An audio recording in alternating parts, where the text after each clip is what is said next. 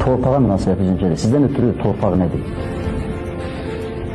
Torpaq, vətən, ölkə hamısı bir yerdə mənim üçün əzizdir və eyni şeydir. Torpaqlarımızın 20% işğal altındadır. Bu bizim ürəyimizdə olan yaradır. Bütün xalqın ürəyində olan yaradır. Ancaq o işğal altında olan torpaqlar bizim üçün daha da əzizdir. Bizim o torpaqlarımız da işğaldan azad olunacaqdır. Mən artıq bu sualı ərazi bütövlüyünü bərpa, dövlət suverenliyini təmin etmiş Müzəffər Ali Başkomandan İlham Əliyevə verirəm və əminəm ki, cavabdan Ulu Öndərin ruhu da şad olacaq. Hər bir şəhidin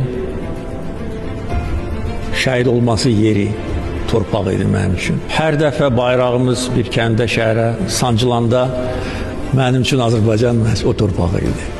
Xankəndi idi, Xocalı idi. O da artıq azad olundu.